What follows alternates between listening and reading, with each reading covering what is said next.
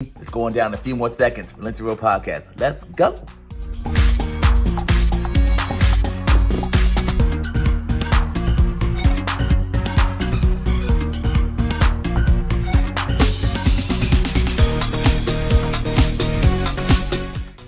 What's up, fam? It's your boy, Dr. Mike, and it's almost that time to get real, raw, and relatable. Looking forward to talking to y'all soon. Peace.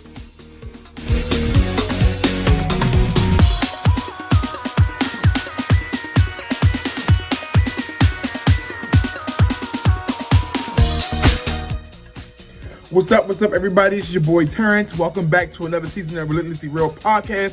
So excited to have you all back. We got a lot of great stuff. Check us out.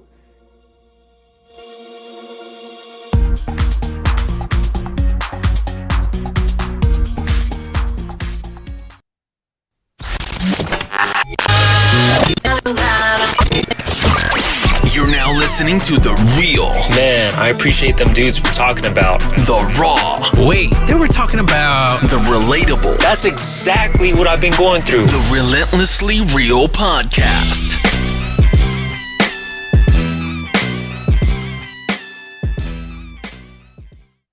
Welcome, world. Yo. We are here. Welcome to the Relentlessly Real Podcast, where we discuss real, raw, and relatable topics. Thank you so much for taking the time to start our podcast today. Let's kick this off with some introductions. My name is John. My name is Mike. There we go. I am just some dude. Okay. I don't even know.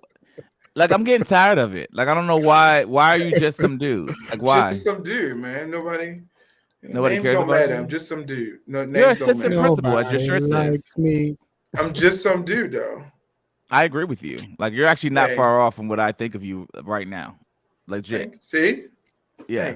Thanks for boosting my conferences. When you need friends, Terrence, say it's good to I have friends am like this. somebody.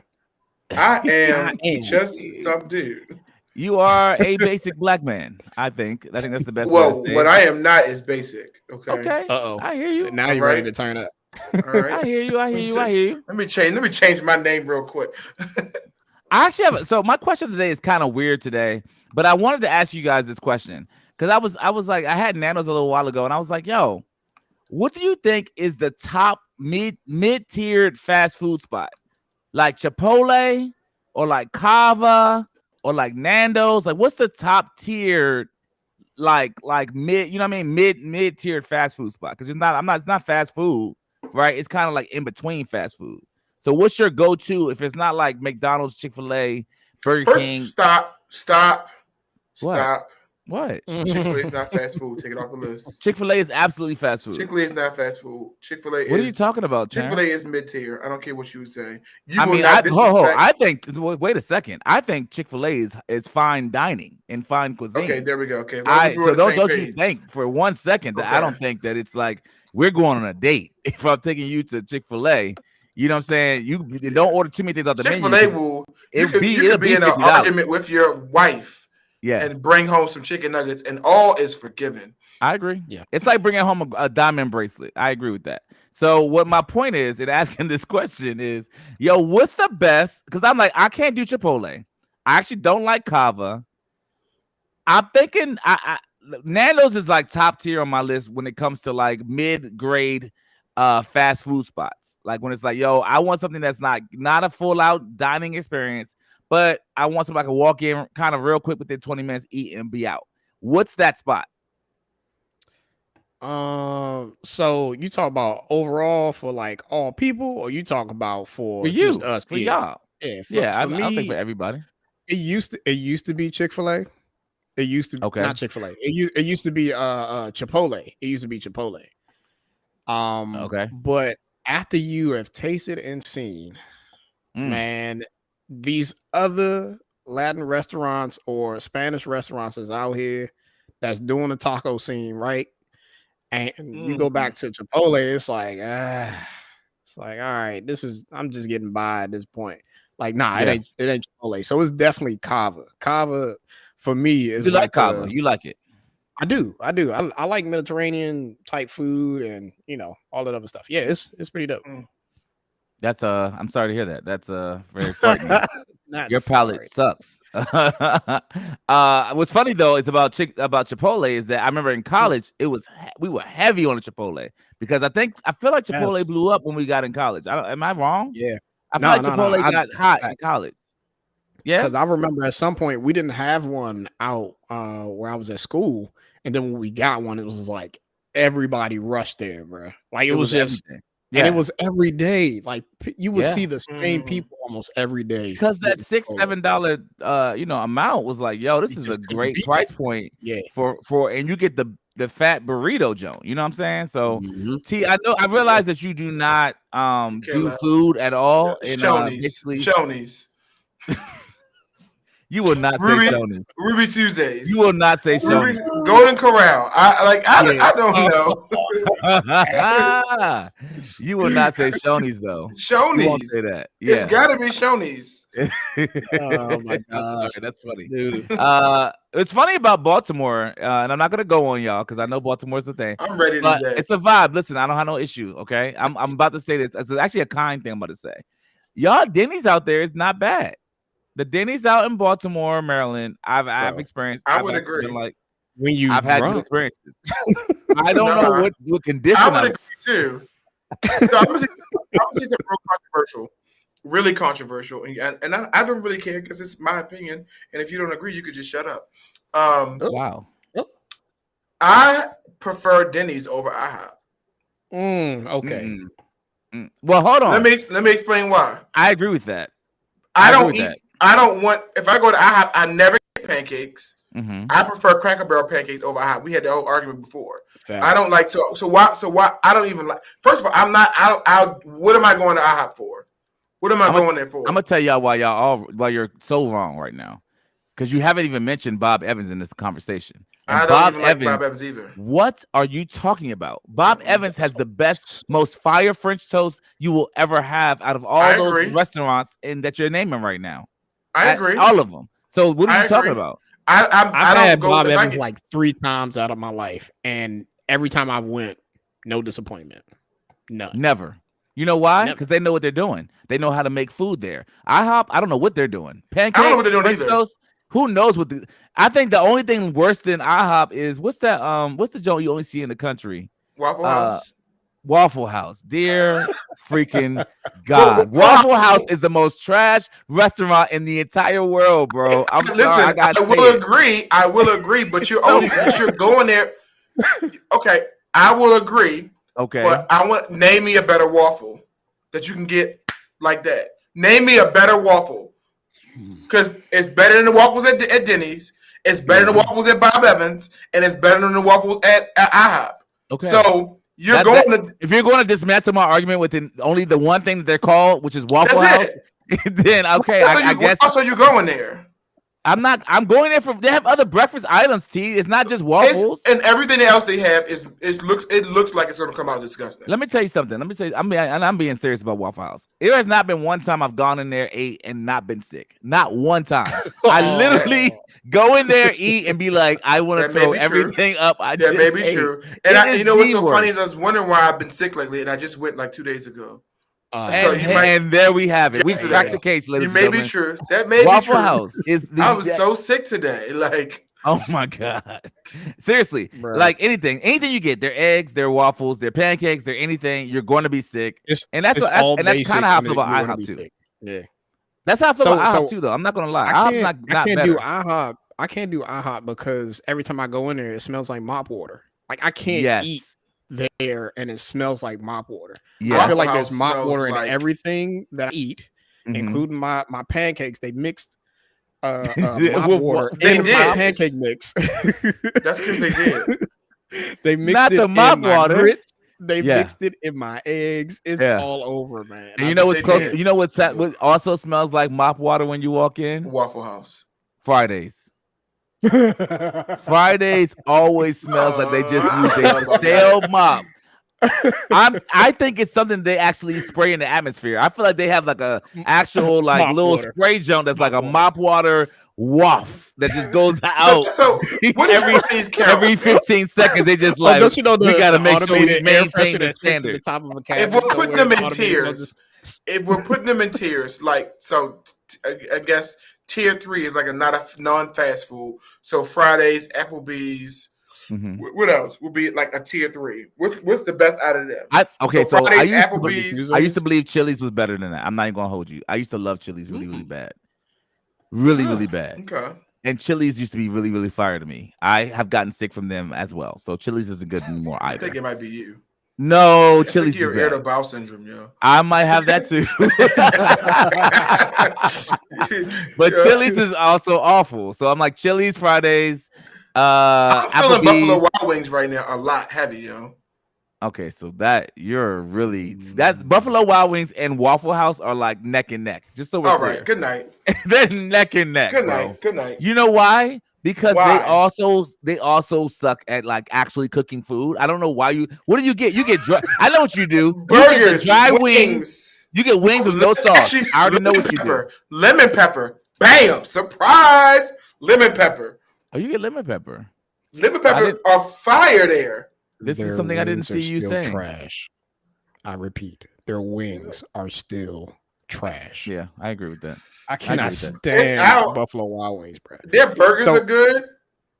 Granted, I used to go there. But again, once you have tasted and seen something totally better, it's just like I'll say what's better. I don't think Fridays is better than Buffalo Wild Wings.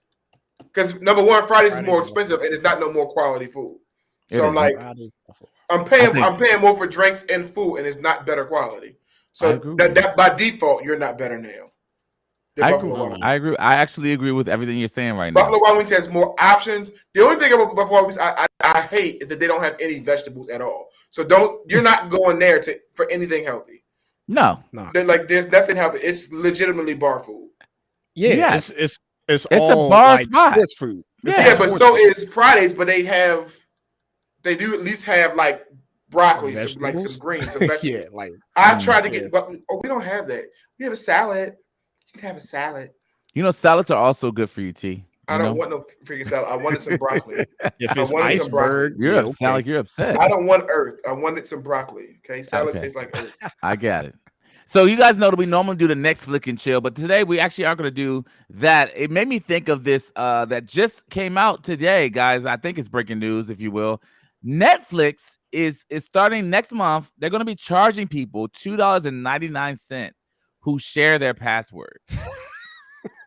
And I know that there's somebody that's listening right now that should be sweating about this $2.99 because they know for sure, even if you're on this podcast right now, you are he and he is that you know what I mean? I do this. Listen, when I saw that, I said, y'all going to charge me $2.99 to share? That's so ignorant. It's only $7. How they gonna know though? How they gonna know? I think that they have technology. Technology will. I disagree because if I log in at work, it's still me, and I sign in with my account, and I'm not at my house. Yeah, I think you'll see it when you see that statement for $2.99. I think that's when you'll know. When they start canceling. Okay, you know what? I think we should boycott Netflix. You think so? Boycott it. Oh, so you're doing a Monique? You want to do the Monique? Like how Monique was like boycott it for me? Yeah, nobody did it. I'm boycotting it for me. So. And they won't miss that $7 you're paying at all. They'll move on from you. We'll get everybody. I teach you to charge me $2.99. That's like charging me 10 cents for extra sauce at McDonald's. Don't do that. Yo, y'all saw that video where the women went off because they were charged $1.75 for sauces out in New York?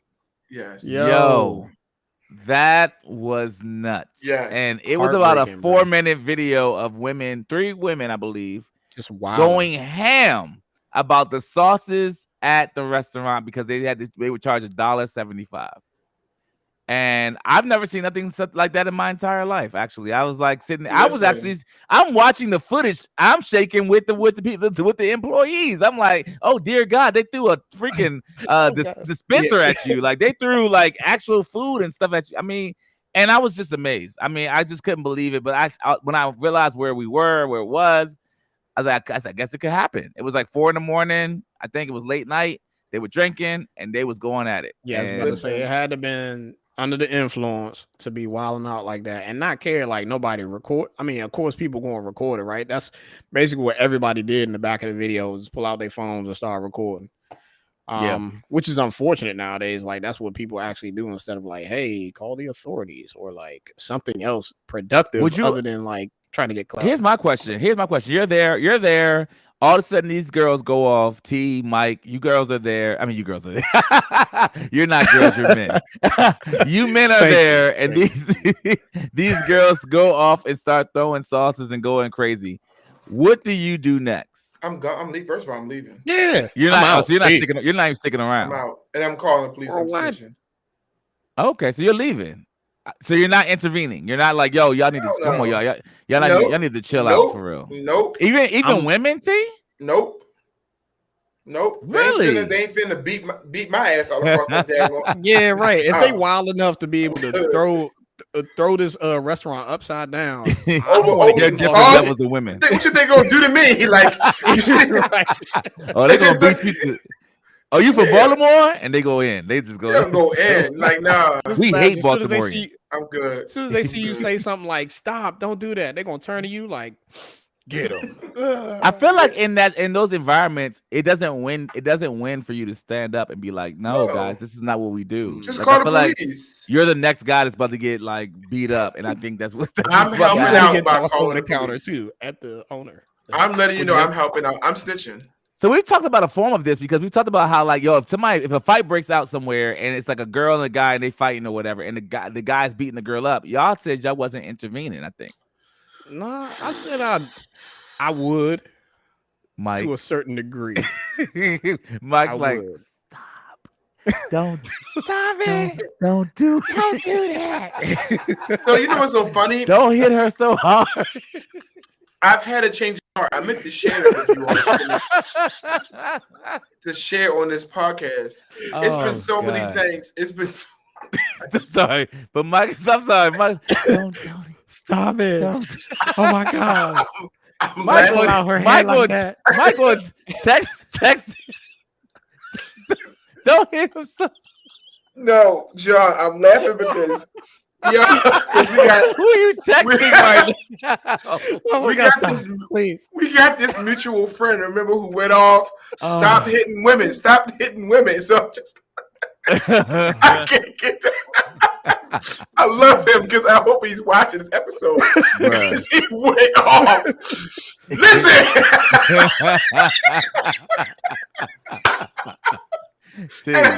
And I felt all his emotion. So I like, and so between that and then I've seen so many posts like these dudes are wilding. Have y'all seen like the stuff dudes are doing lately? Yeah. Like dudes just killing their girlfriend because she checked his phone, so he's shooting her up. Like dudes are wilding. Like they are not just dudes, like the women too. Like the one girl that I guess she thought her boyfriend was cheating, or she got in an argument with him or something, and threw out his mom's ashes over top of the ocean or something.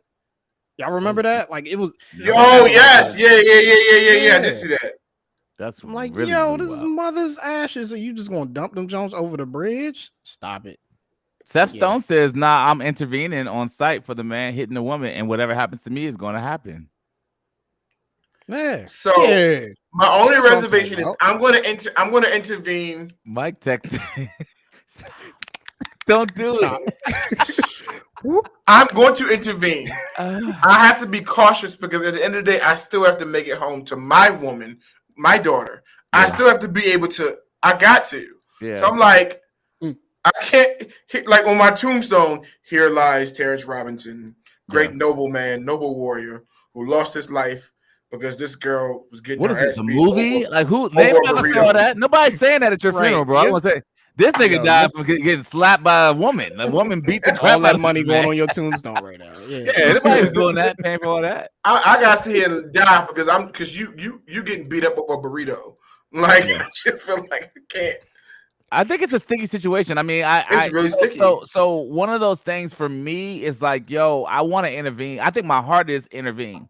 My the other side of it is like you kind of already said, it's like, yo, you don't know where people are. Like literally, I don't know if it's a pandemic, but people are on different vibrations right now when it comes to like energy. Like we already talked about a couple weeks ago how somebody killed somebody over having too much sauce on their Subway sandwich. If you gonna kill somebody over sauces on a sandwich, then if I be like, hey, bro, you probably shouldn't hit her, you're going to kill me on sight. You know what I'm saying? And so Listen, I agree with Seth Stone's sentiment, like legit, but I'm like, yo, I want to be here for my kids. I'm trying, like, I ain't trying to be out here like saving other people I don't even know. And then next thing you know, my daughter's like, but I don't have a dad though. Like, you know, it's the culture shifted in that way, in my opinion. I definitely get that. A video. Oh, go ahead, Mike. Yeah, I definitely get that mindset. It's like I don't know how to fully describe how I feel about that though, because I definitely get like, yeah, I need to be here for like my family, my wife, you know, kids, whatever like that, and I shouldn't put myself in harm's way because they need me, like intentionally because they need me. But at the same time, it's I don't know, man. You got a lot of people. So for instance, you have somebody that got in a car crash on the side of the road, like literally the crash just happened. You got some folks that's gonna, you know, rubberneck and just kind of looking like, oh shoot, that was an accident. You got some people that'll actually call the police, right? But then you got some folks that's gonna pull over immediately, hop out the car and figure out if that person needs to get out right now because the car is about to catch on fire or whatever the case. And you need all of those people at some point in time. Maybe not the first folks that I mentioned about the look, a car accident. But you need folks that are willing to at least call somebody to come help. But you also need the people that are willing to run in and do something right then and there, because time is of the essence, right? I mean, every punch that a woman is probably taking from some guy is literally like knocking out brain cells and could kill her, whichever punch it is, right? It could be the first, it could be like the third. That's true. So yeah, man, it's to save a life at that point. That's how I see it. I would definitely step in. And that's what I said. People are like I don't think we don't need to share it, but like someone sent me a surveillance video shows Milwaukee man shooting at his own cousin multiple times in the gas station. Like, yo, I mean, yeah, like he just and you on a video you can hear him telling his cousin, go get your gun, go get your gun.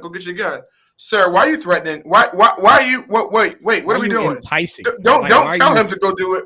So he literally walked out the store, went to his car, got his gun. His cousin's like looking at him like, and just book, just bust shots, and he's like running in the store. Customers in there, like he's just shooting past customers. Wow. One girl said she said she could she felt the wind from whatever it was. When the bullet went by.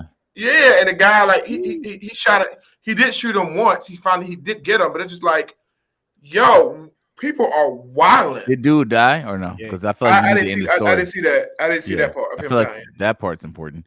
We're going to transition from dark, scary news into yo. Have you guys seen? And this is, I'm pretty sure you have seen.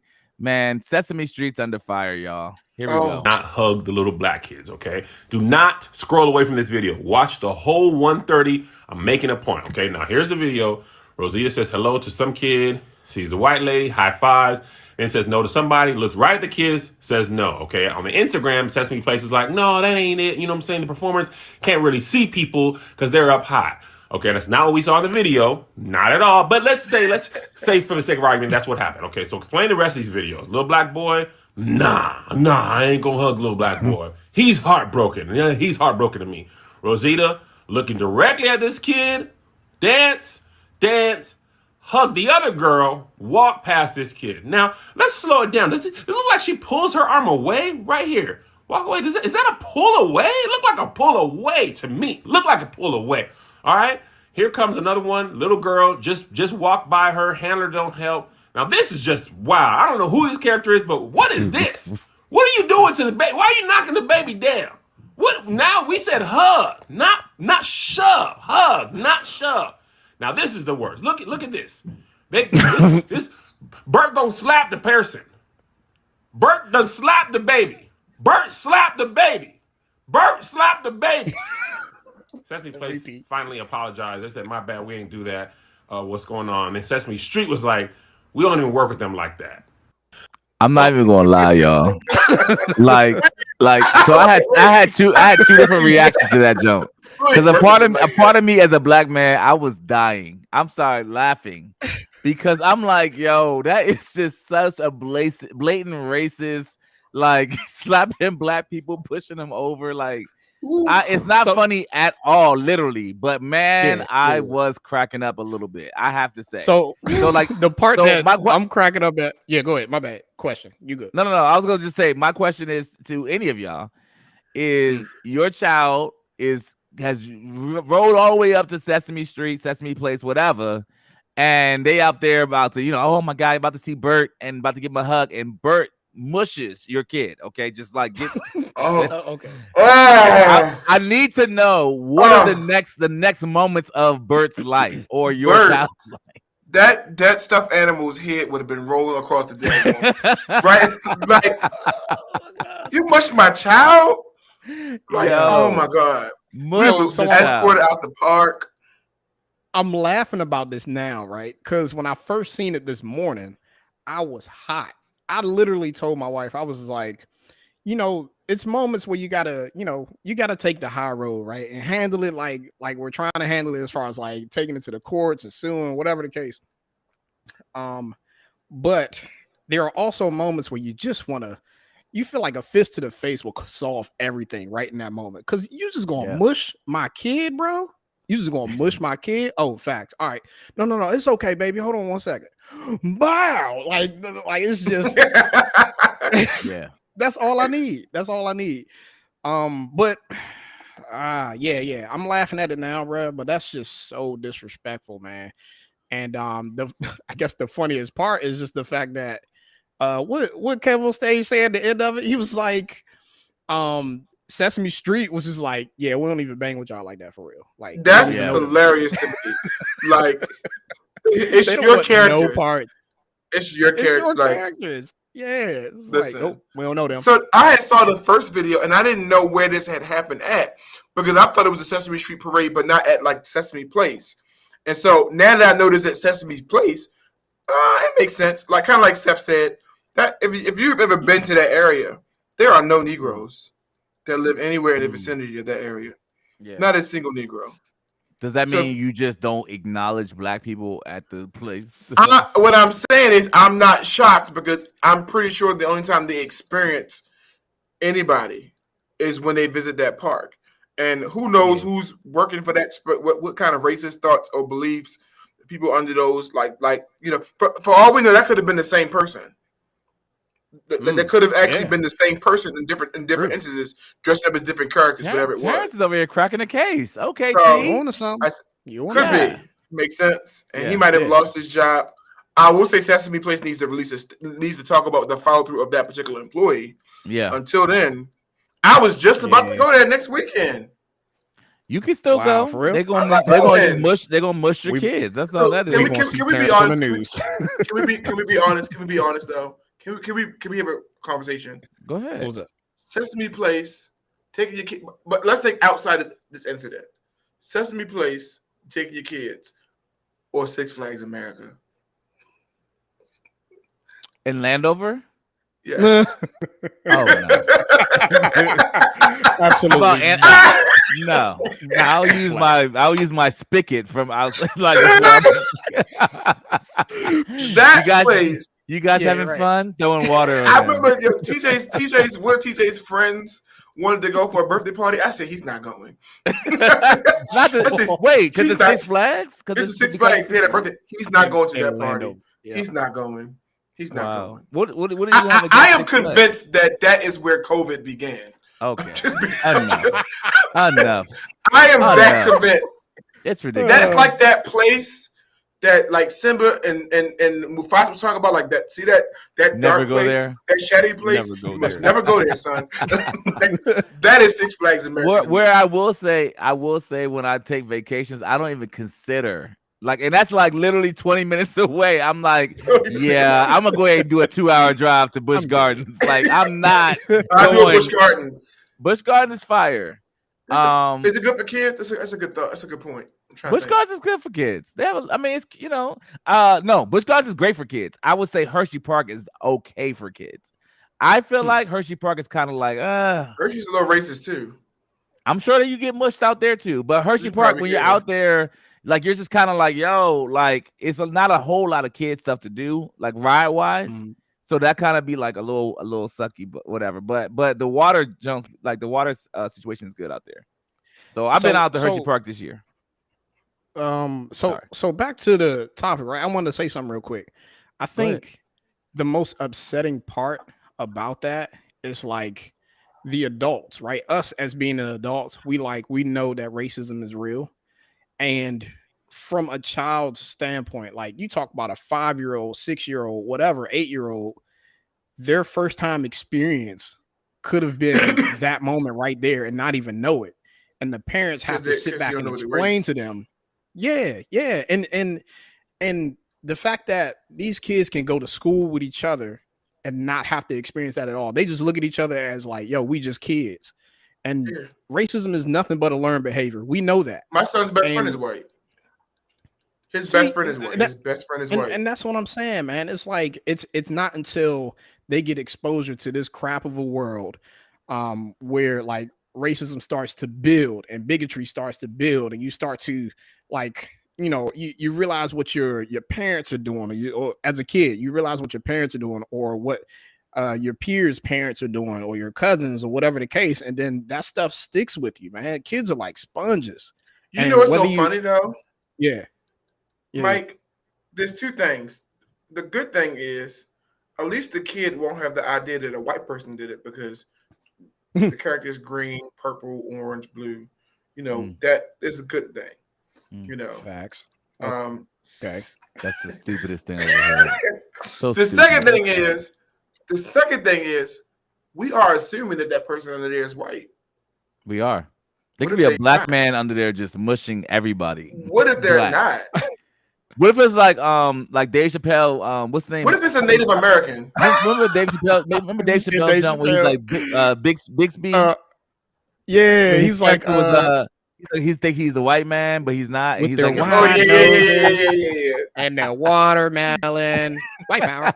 Yeah. Like, so what if it's like that? That would be hilarious. Honestly, that would be very, very funny. I'm just because saying, we're over here like he's racist, and it's a black person, and it's like, oh, that's a great turn of events right there. I'm sorry, I would actually appreciate that. I wouldn't be surprised if they ended up putting an employee out there in the news to say, hey, this is the employee that's been doing this to these kids, and then mess around and be a black person.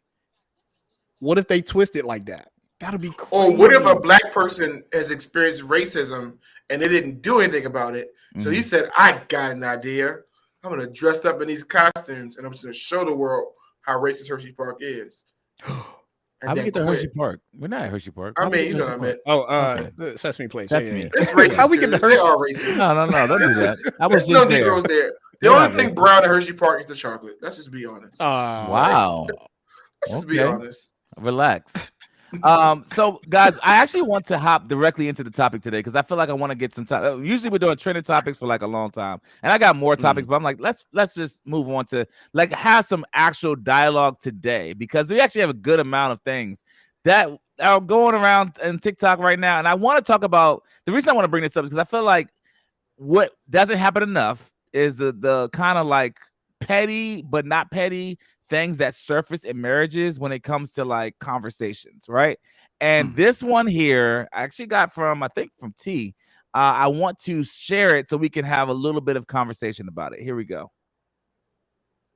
You complaining about not cooking, but it's like, I'm not cooking because I'm working 12 hours a day. Okay, so if you want to be taken on a date, you want to still be romantic. After we work long hours too, we supposed to just say, okay, we was busy and we had a long day?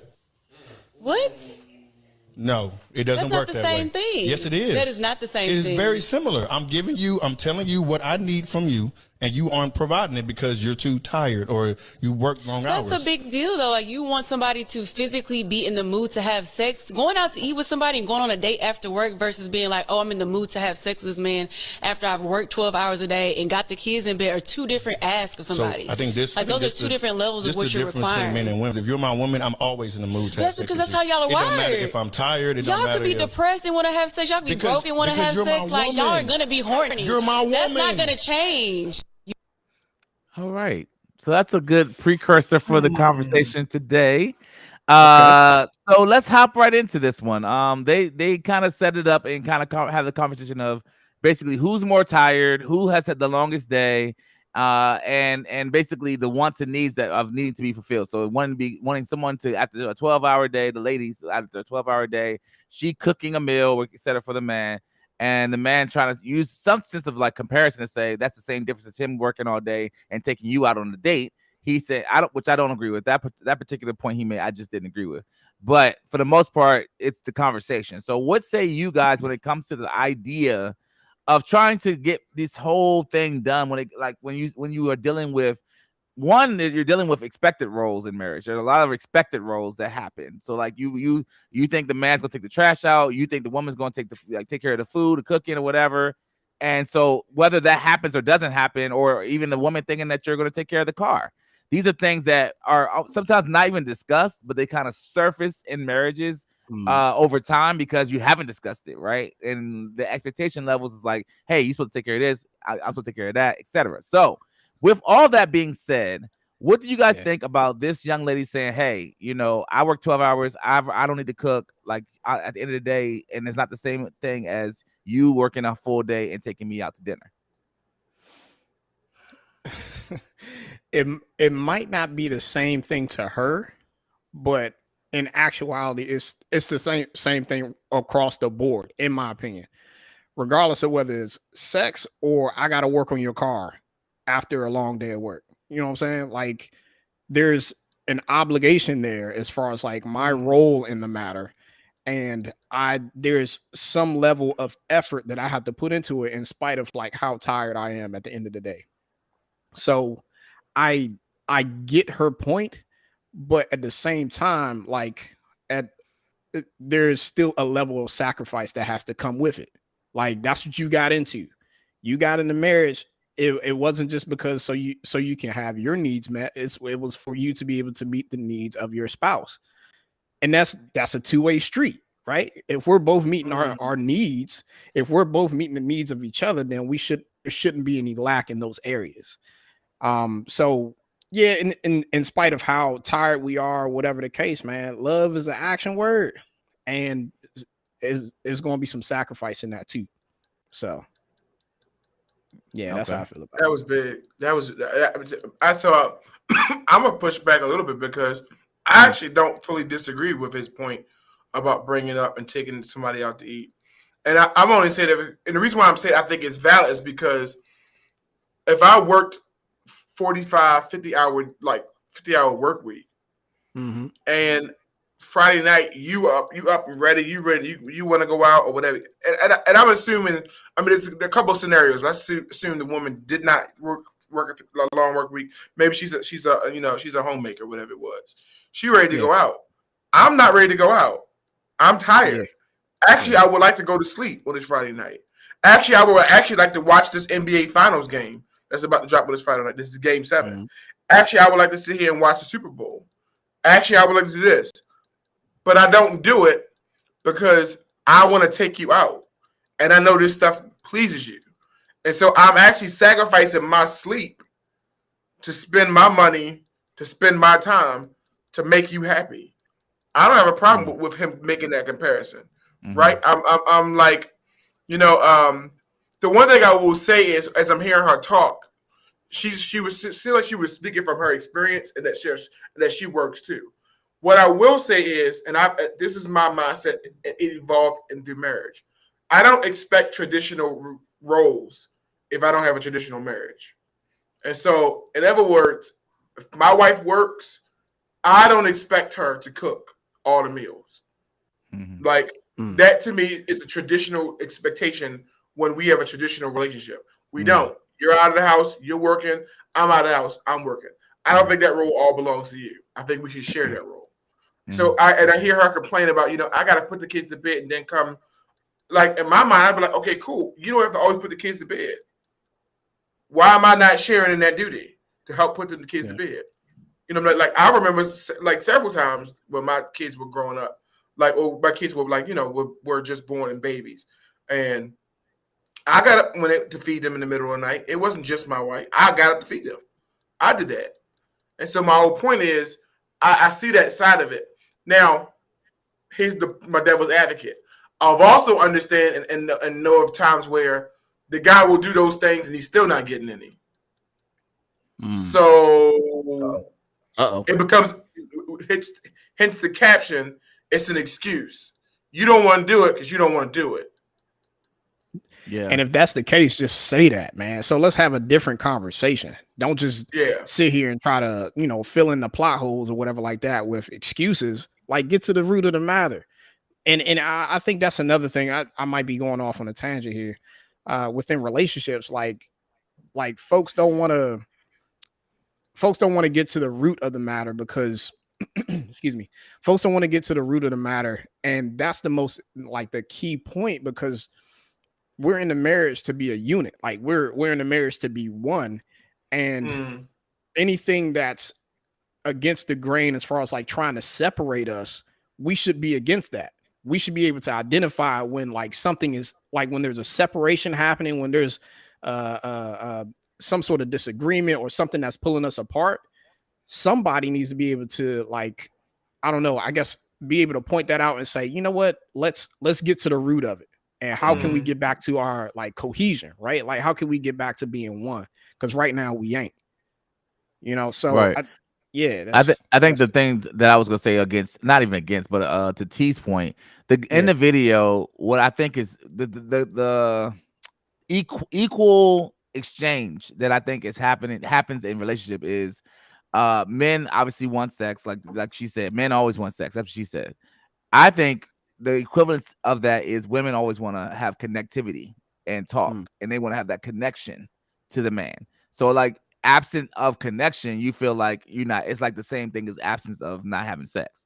It's like the same lack is experienced. That's why I didn't like his example of, I work all day and me take you out. Like, that's not the same, in my opinion, as how a woman processes closeness or vulnerability or love. Even I feel like when you're like, when a woman is feeling like, yo, this guy spending time with me, or this guy like cares about my life, or cares about what happens in my life, and is listening to me, and like, all those things. To me, it's like when you just take, let's just say for kicks, like you take the emphasis off of your wife and put it on your children. Let's just say for kicks, like, I no longer care nothing concerning you. I only care about the kids. I think that is the equivalent of men saying they're not getting sex from their woman. Like, it's the same difference to it from a woman's lens to a man's lens, is what I'm trying to say. Like, does that make sense? So like, okay, I get you. So the only thing I'm saying, like I'm saying the deficit of that for a woman is like the same deficit it is for a man of like no sex. So like, man gets no sex, women gets no connectivity. It's the same lack that is experienced, is what I'm trying to say. And it was so funny because I was about to say broad strokes, but I saw a good video about we need to stop doing that, because what happens is people always try to say, well, there's an exception. There's always an exception to the rule. Like, so I hate always talk like well, broad strokes speaking. I understand that there are people who are absent from this. I get it that there are women out there who are like very high sex drive, very high sex driven, etc. Just like there are men who are the opposite, who are very, I need to spend time. I want to stare at you. I want to look at you. I want to spend all this time. Like, I get it. Right. But what we're trying to say is broad strokes. We have to have the conversation, because it is an experience. There's a certain level of women who are constant complaint is the reason why my man doesn't spend time with me. He's not intimate with me. And therefore the floodgates of my vagina don't open. Right. And there's a certain level of men who be like, my woman just does not want to have sex with me. Period. And I'm saying across those lines, I don't think the reason is always because the person is not doing those things, right? I also had an epiphany. I also think that while we think that it's a equation that is something plus something equals something. Like, so in other words, while we think it is a woman is like, me feeling taken care of and feeling like intimate, whatever it was, you showing me connection. Mm-hmm. You plus that equals me opening my legs, whatever it was, right? While men are like, well, you spending time with me physically and sharing your body with me and me having to get that need met, that plus me equals my happiness, right? Whatever it was. One thing I'm realizing is it's not that way. I'm actually evolved that they are clinical. And which means it's not that what ends up happening is you don't give him sex because he is not tapping into you emotionally, whatever it is. He doesn't feel like tapping to you emotionally is because you don't please him physically. And so they both need each other. There's a synergy there. Yeah. And so we think it's like one leads to one. They both have to happen. And so to me is what I'm realizing is what you need to do is if you just control your part, I think you have a right to express the lack. But after I express my lack, I'm not going to use one and how my therapist says we monetize that issue. We take it away. You're not doing this, so I take it away. Yeah. And sex and emotional connection is the one thing you should not play around, especially in like a marriage. I shouldn't take that away because you're not doing your part or whatever it is. And that's something that happens very frequently, like hopefully that kind of makes sense. And to be honest, I want us to get away from like, oh, we're upset because, men, I'm talking about men in general, especially specific to the guy's video, right? Or the video you showed.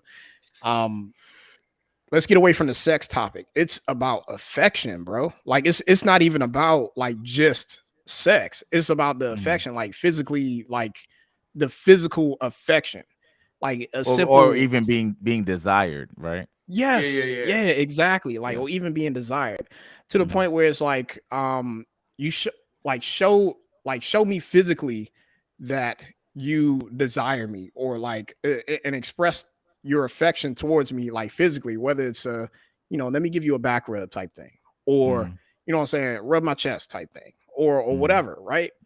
So it's not just about the whole sex thing. It's about like how we are physically wired in space, like in certain aspects of our lives, where like we need that level of like intimacy from a physical standpoint. We need that.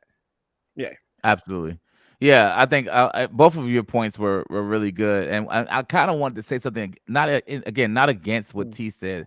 He said had made a point about women can have higher sex drives, and I think that's true.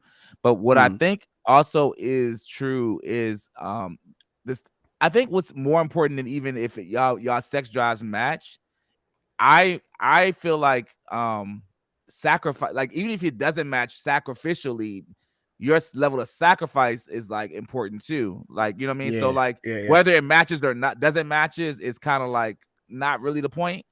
Because what I think they're alluding to is sacrifice in that video that we just watched. It's like, yo, who's gonna sacrifice? Who's gonna get the shorter end of this stick and have worked all day and still gotta like take you out to eat, or has worked all day and still gotta cook? Who's gonna get the shorter end of this stick? Which is boiled down root cause is like, yo, that's sacrifice, right? And so whether you have higher desire, lower desire, whatever, it's not really, because I think even like I said, my early example was like, if women interpret, and women can correct me if I'm wrong, this is what I believe to be true.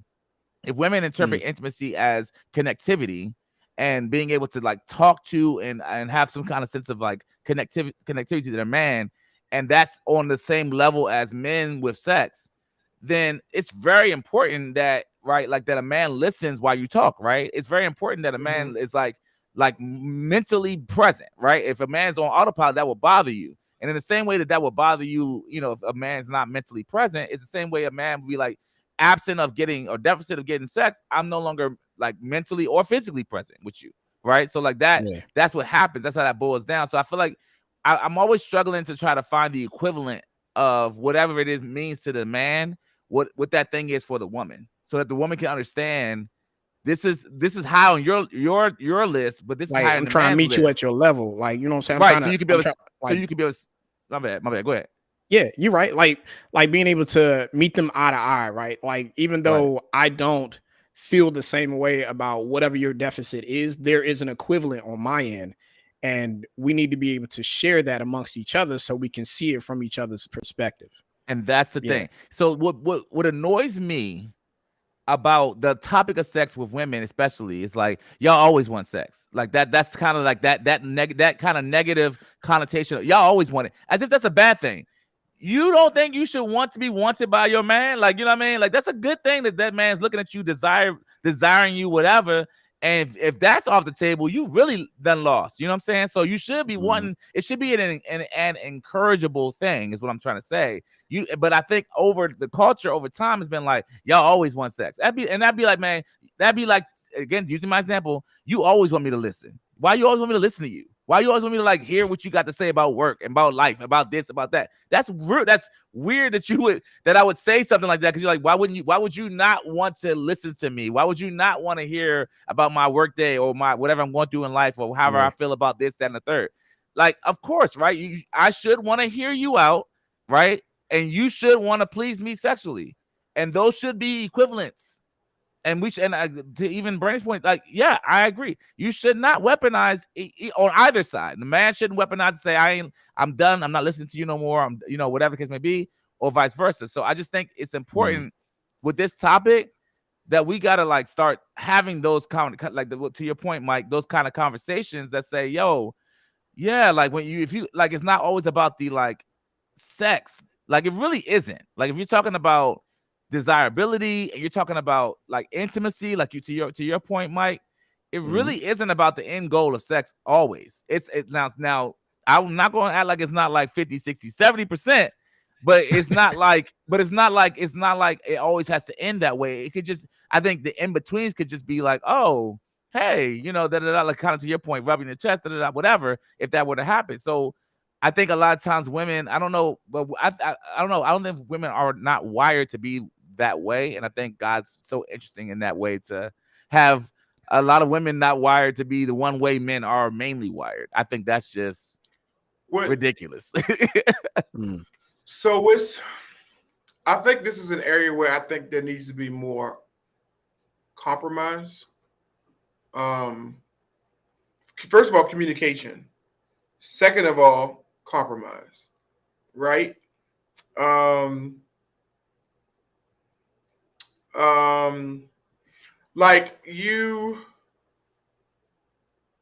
think there's two things that could be true. Like, I think it's one thing when a guy who wants sex, but I'm actually like in it, I want to have sex because I actually also want to please you, more so than not even just get my stuff off, And I think that is a different level than a guy who's very selfish in that area, and he only wants to do it just so he can get his, and he doesn't care anything about your physical happiness. Because at that point, I kind of understand. Like, I kind of get it. Like I get it. And I do think in every aspect, it is really good, as best as possible, to try not to think about the other person's needs in almost everything you do, the way it's designed. Because if I'm thinking about your needs and you're thinking about my needs, the way it works, everybody should be getting their needs checked. Like, that's the way it's supposed to work.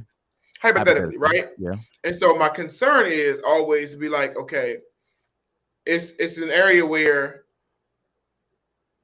like, I made that point before, like a while back. It may be the number 5 on that need, but sex is a physical need. Food, clothing, shelter, water, whatever you want to call it. Sex is on that list. It like you don't believe me? Why does it sell? Why is it always on every topic? Why can't you log on social media at any point and not see anything about it? Why can't you watch a single movie without it ever being talked about? Why is it in the Bible umpteen thousand times? Why is it in the Quran umpteen thousand times? Why is it? It is a human biological need and action that we do. And so what ticks me off sometimes is that sometimes a partner wants the other partner, because I'm not even going to say women versus men, but a partner wants the other partner to ignore that need. But yet I signed up to give you that need. I signed up to give you to make sure your needs was met. And I definitely don't like so. And this is the equivalent. This is my important. The equivalent. My point. If a need for a woman is to be provided for, protected and provided, no matter how I feel about you, let me give you a scenario. We got in an argument. We beefing. So let me weaponize. Let me weaponize what you need. We get in an argument. We beefing. We not vibing right now, and we not talking. Somebody breaks into the house, and I look at you. Well, you need to go get him, because I don't feel like protecting you right now. I'm not in the mood. Like the risk. I don't feel like protecting you right now. I'm not in the mood, right? Like, or whatever it is, like such comes and you want to be taken out, and I got this new, say I got this big bonus, and I got this money to take you out, whatever it was, but we beefing, whatever it is. I'm not taking you out because I'm not in the mood. I'm not gonna take you out. I'm not in the mood. I don't get to do that. I don't get to weaponize protection and providing. You know, I don't get to not pay the mortgage because I'm beefing with you right now. I don't get to not do that. And you say, well, that's different. No, it's actually not different. It's like, in other words, when I'm saying it, here's what I'm saying, it's not different. In the realm of a box that can be checked, I am checking that box for you of what you wanted. You wanted protection, you wanted me to provide. That will continue to be checked. I can't weaponize that. There's no man in this world, in this building, that's going to let some dude break into the house, and because I'm beefing with you, not try to protect you. You see, like, I can't.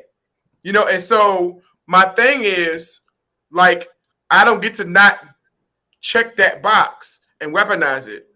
But I feel like often, and I'm not even speaking for me. Like I said, I'm very honest about that. I am in therapy, and one of my things that my therapist says, she said that's the number one issue she's had to always rectify with women is that you weaponize sex in your relationship. You weaponize communication and you weaponize sex. You did something wrong, I stopped talking to you. I'm gonna shut down on you. So now you're weaponizing communication. And then the other thing she has to always fix is the weaponizing of sex. Like, and so she was like, and so that's a bad habit. She always has to get people to understand is yes, I get you have to be in a mood for it, but you have to find a way to not use that as a way to attack somebody. Because we can't do that. I totally agree with you. I'm sorry. Go ahead, Mike. Yeah, I enjoy the examples that you gave, T. Like all of what you said. Yeah, I'm all for it. And I really enjoy the examples that you gave as far as men, right? We don't get a chance to, or we don't have the opportunity to weaponize a situation where somebody breaks in the house and I'll tell you, oh, well, if I'm mad at you, I'm going to tell you, no, you need to go handle it. Like because of the severity of the situation. And what I feel as though women don't realize is that the severity of potentially losing your relationship or losing your marriage is the fact that they weaponize sex in such a way where like they don't see it as they don't take it serious enough, because that could be, those are some of the main things that cause people to want to step out. Those are some of the main things that cause people to be like, you know, maybe I really don't want to do this marriage thing anymore. You know what I'm saying? Because they're lacking in an area, right? If you lacked in an area of protection and feeling and feeling protected, if women lacked in that area, they wouldn't want to stick around us, right? They want to be able to feel safe. They want to feel protected. They want to feel if somebody break in the house right now and I run faster than you out the house. You know what I mean? I run past the kids and you, and I'm out the house. you're gonna look at me a little bit different. Like we joked about before. We try to get in the middle of a fight between some people at school and whatever, and my daughter see me get beat up real bad. She gonna talk to me different after that. I'm like, I'm gonna beat your behind. Are you, Dad? Are you the same way you beat Brian at school? Like, you know what I mean? Same way you beat Tyrone. Yeah, you know what I'm saying? It's gonna hit different. So I want to challenge Darlene's comment. Yeah, she said, so Darlene says for people that are driving and not actually watching the show, speaking for women, we want the sex as well, she means to say just as much, but men typically mistake that we are ready to go as fast as them, but it takes more effort to get us there. And what is your pushback to that, Terrence? Lucretia Robinson? It could be broad strokes. Maybe I don't have a pushback. I don't. Maybe it could be broad strokes. You just said you did a whole thing about how you're not going to say broad strokes anymore. And all you said is broad strokes. I'm sorry, darling. So I would say. So I think her comment, righteous. Even though I think her comment has merit, that's not my case. But I think her comment has merit because, it must have merit because it is a common complaint of women, and I think I always say. Because it's a common complaint of the opposite sex, of the opposite side of the aisle, men should lean in more. Who in other words, if that's an issue for them, you should lean in more. Like if that's an issue that your woman is complaining about, you should just shut up and just kind of lean in more. If that's a complaint, then I think we should fix it. I would just push and say that there are cases, minor cases, whatever you want to call it, in which even if there are instances in which the issue it really does come down to drive. I don't think so. I'm pushing back. Like when I do got a pushback. Okay. I don't think that's true. I do not think that most women want sex as much as men do. I don't believe that statement. But do I believe there's no way to measure that? Like there's no way to measure it. There's no way to measure it besides for me. The only thing I would measure is it is a constant complaint. That it's a constant thought, it's a constant theory, it's a constant argument or battle. Is that a lot of men? My woman never wants to sleep with me. My woman never initiates. I gotta beg her just to get some. It is a constant complaint of like that you see. You just look it up. Like people have done research on it. So I think that just off that data point alone, that discounts that. Are there women out there, and are there a large amount of women out there who do have a strong sex drive, whatever, etc. Like as men do, whatever it is. So I agree. So Darlene, if that's the case, and going off of what Terrence is saying, I guess the challenge for men is to get down to the root cause of it, right? So if they have a high sex drive, but there's a constant complaint from men that women aren't having enough sex or aren't desiring men in that capacity, then okay, what's the root cause of it, right? There has to be some sort of cause to the effect. There has to be something that are causing women to not want to have sex with men. It's either they don't have a high sex drive or it's something that we're not doing. To get them to that all point. Thinking from a very logical standpoint, and I don't want to say that women are illogical, but I'm not saying that. But I'm hearing y'all talk, and everything's very logical, and I don't know if it flows that way from the woman's lens. What I will say is I'm looking like at what she actually said, but she said, but men typically make the mistake that we are ready to go as fast as them.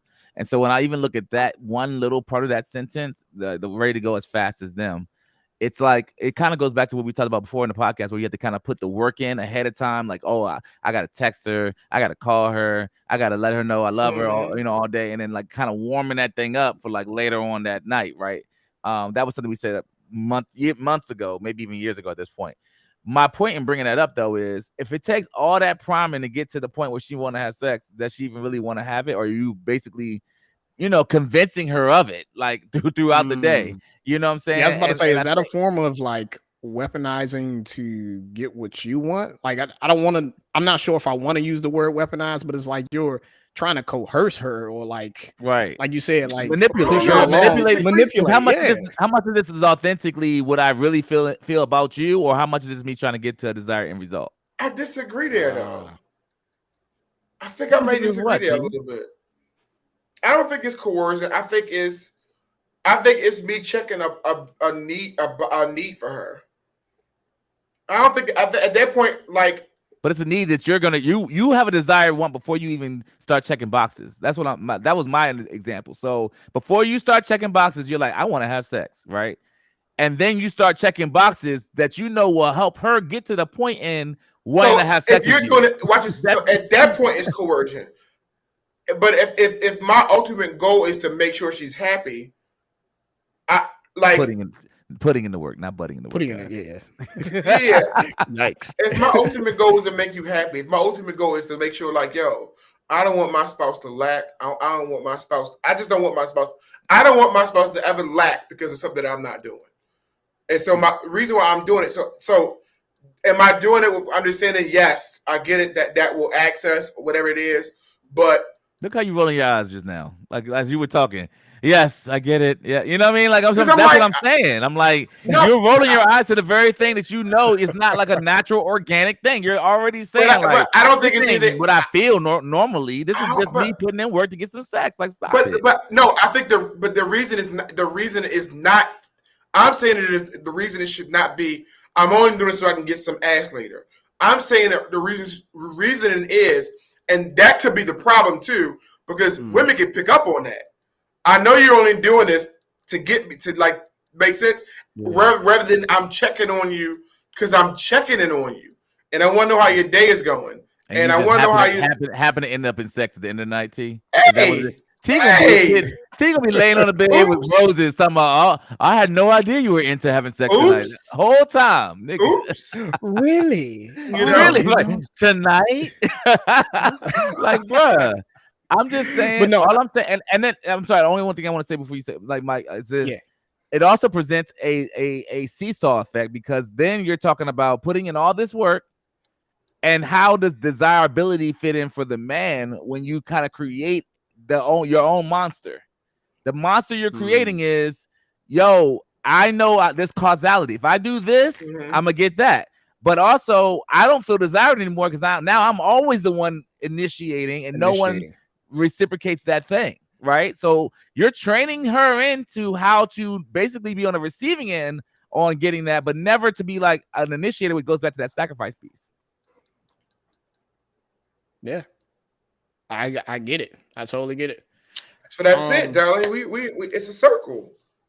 That's not what? So I get to oh gosh.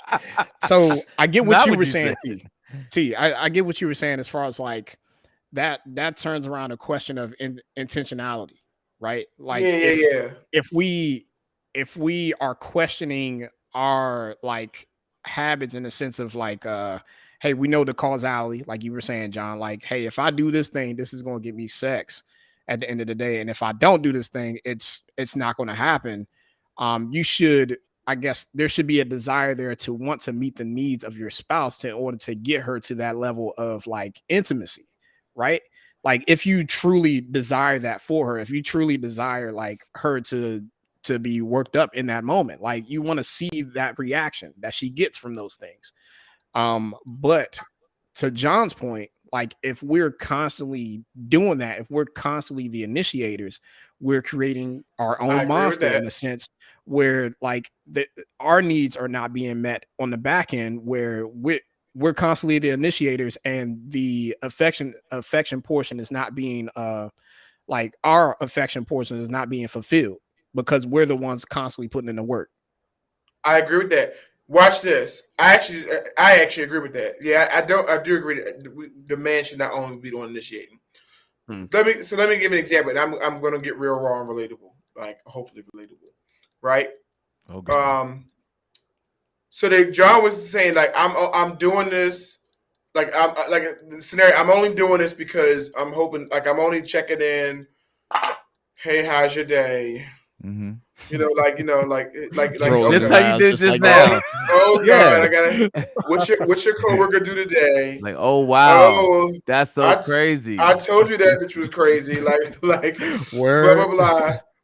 Like, hey, you need anything? I'm going to the store. Well, do you need anything? I hope she say no. Do you need anything?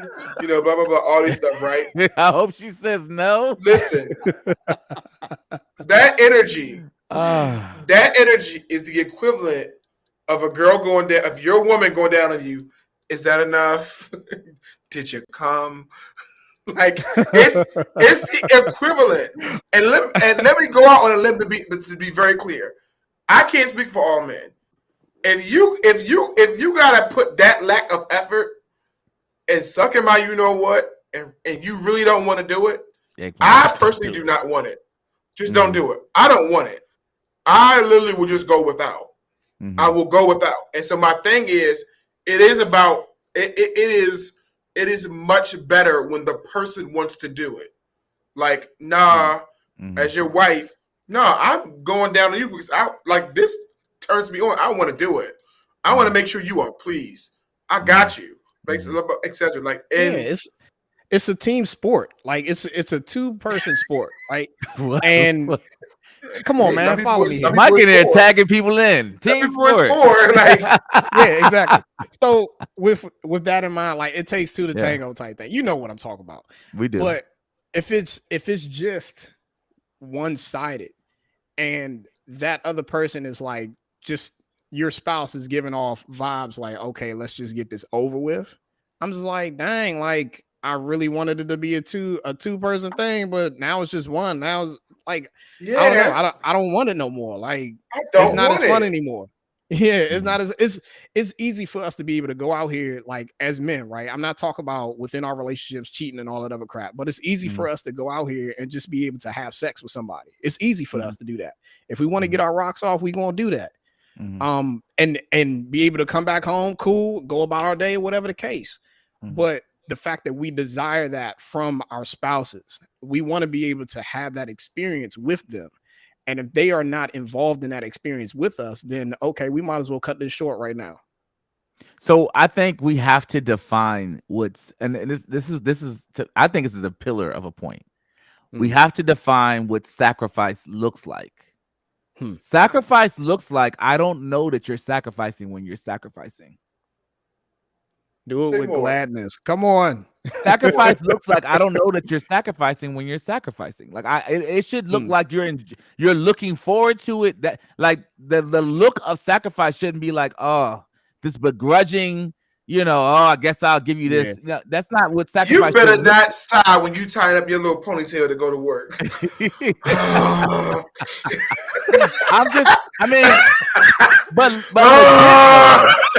But legit though, because I think what we're kind of teetering on is like, this idea of you're not gonna always feel like doing whatever for whatever each partner. And so what I'm saying is, you're not gonna feel like it, of course, but like we got to get to a point where the sacrificing doesn't feel like the sacrifice. Like I shouldn't know you're sacrificing, right?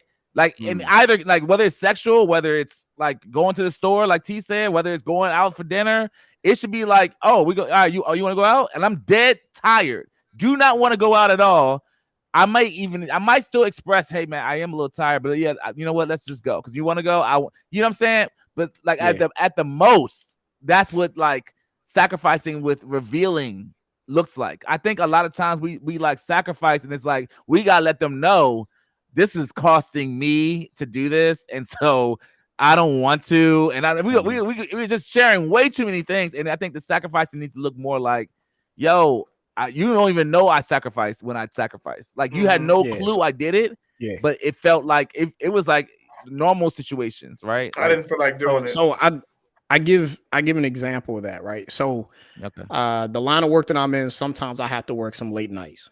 We got certain upgrades and stuff we got to do at night, whatever. We can't do it during regular business hours. I come home late. It's not a whole lot that I feel like doing. If anything, I just want to kind of space out, not talk for a little bit, and just be to myself because I'm around people all day long. And even when it comes down to putting in the work to try to, I guess, like whether I got to do the simple stuff like pay bills or like check emails or whatever the case, like I don't feel like doing those things. And I do remember my wife mentioning before the summer started, like, hey, we should go down to the DC wharf and just check that out because we haven't been. That should be something that we put on like our bucket list to do during the summer. We're pretty much halfway through the summer, right? Almost at the end of it, or like on the latter end of it, and we haven't gone yet. So the other night, I was just like, man, I could really use some sleep right now. I'm about to go upstairs, take a shower, boom. But then I thought about that and I was like, you know what? Let's stick this out for a second. And I legit, like, I found myself sitting at this very desk. It was like, all right, let's do some research. Let's figure out what's going on. And sure enough, you know, we ended up going down there and having a good time. Shout out to Mavita. John, thank you for yo, that John was bomb. That restaurant was bomb. If y'all ain't gone to that restaurant, y'all in the DC area, go to it, man. It's a nice Spanish spot. They got dope tacos, they got dope Spanish cuisine. It's lit. But we ended up going down there and you know, she had a really good time. And at no point in time did I say, like, hey, I sacrificed my night to be able to, like, you know, plan this date for us to go down there. I legit just the next day, just hey, I think it was like, it might have been like a Tuesday. And I was like, hey, what you doing Friday? She was like, I don't have nothing planned. I'm like, all right, we're going to the wharf. I got something planned. It's like, all right, cool. We went, we had a good time, whatever. And if she's listening to this podcast right now, this is the first time that she's hearing, like, oh, shoot, you actually sacrificed for me in that area. Like, that's what it should look like. It shouldn't look like, oh, hey, guess what I did the other day? I sacrificed my time and everything to be able to set up a date for you. You know what I'm saying? Like, that's and I think the other thing, and I really have to say this, and I think the other thing is, when you have kids, you're going to see another layer of sacrifice that has to come out of you. Like either person, either spouse, right? What I want to say is, no man wants to see you push harder for your kids than you will for your own spouse. And so if you'll dig deep and sacrifice for your kids, then you should dig deep. And you don't sit there and be like, I sacrifice. You don't yell at your kids. You just be like, yo, this is what it costs to be a parent. You know what I'm saying? You just pay the cost. Like no one. You know, we have conversations as brothers, like you and I and Mike and T. We talk offline. But as far as the kids know, we don't be like, do you know what it costs me to get you from here to daycare today? You have no idea how much gas it costs me to be there every day. Like, you know what I'm saying? We don't go off with our kids that way. We just be like, yo, I got to do what I got to do. And so more to your point, Mike, it's like, you got to do what you got to do. You just do it. And I think if there was more of that, and I know it's just like, super like easier said than done conversation. Super, because there's a lot of petty things that happen all throughout these situations. But I just want to at least name that I'm guilty of this. I can see myself pushing harder for my kids. You know what I'm saying? So I want to just say that for like just clarity's sake. See things in your life where you're like, I'll push harder and sacrifice for. You gotta be like, you gotta take some like look in the mirror and be like, yeah, I do not be sacrificing in other ways too.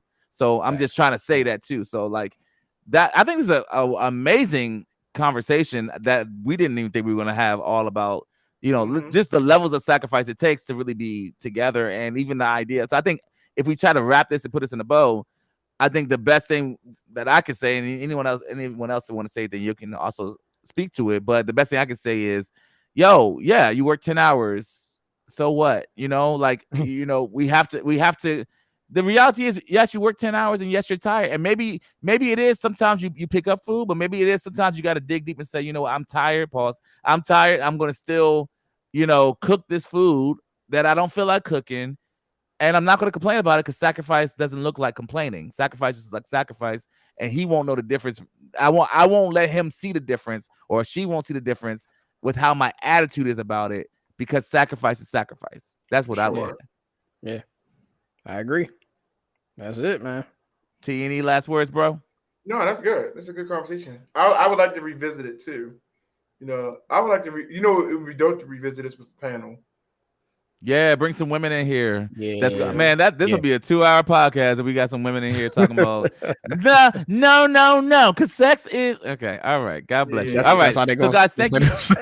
That's how they talk. That's in my mind. That's how they talk.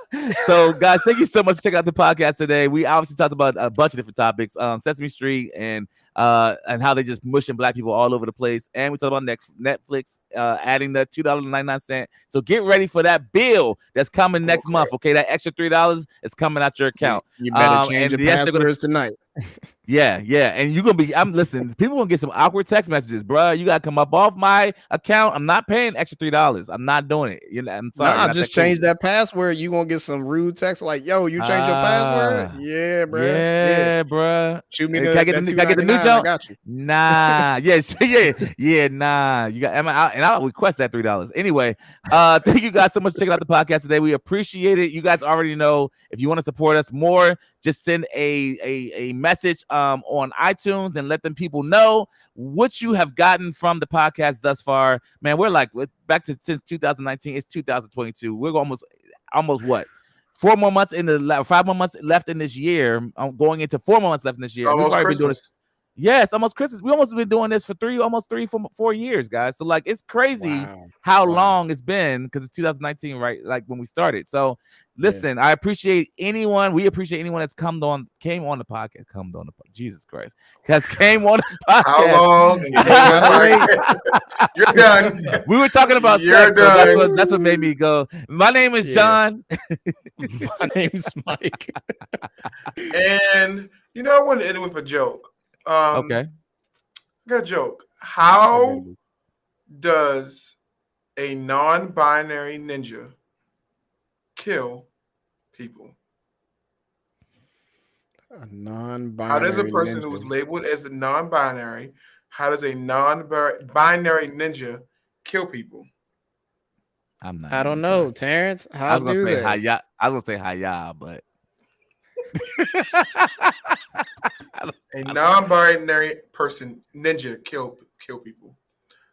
They / them. Okay.